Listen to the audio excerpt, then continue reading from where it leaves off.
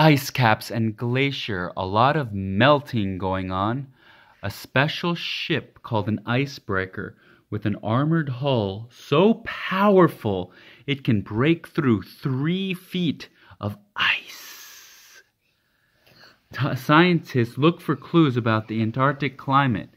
This National Science Foundation icebreaker is 300 feet long and weighs 6,000 tons.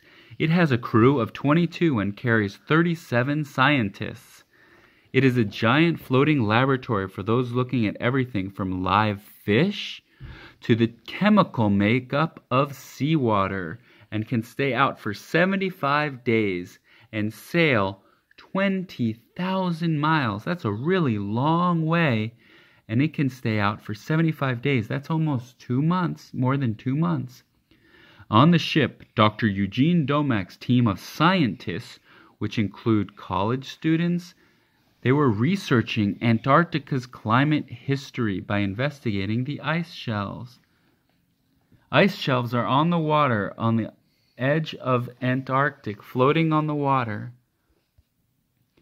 Domac took measurements of the water and air around them and the mud beneath them, called sediment. The mud beneath it is called sediment.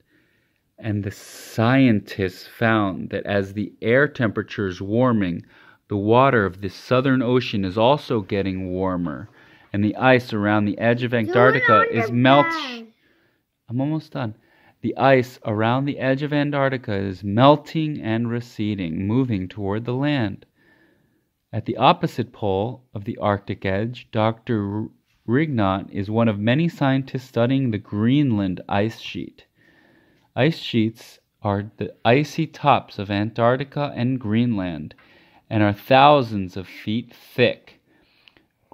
You see, these are like ice sheets, but the ones in Antarctica and Greenland are very thick, thousands of feet thick. Greenland has the world's second largest ice sheet in Greenland. That's at the North Pole.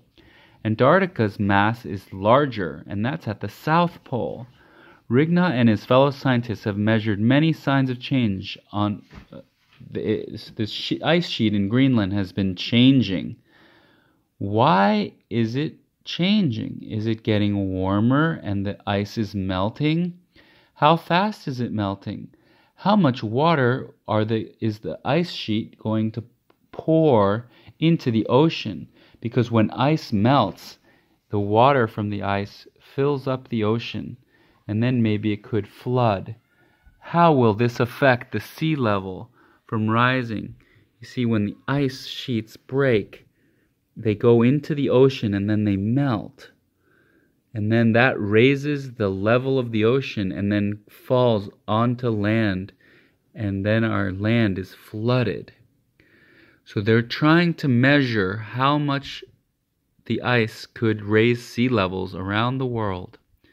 These are glaciers, large masses of ice on the mountains.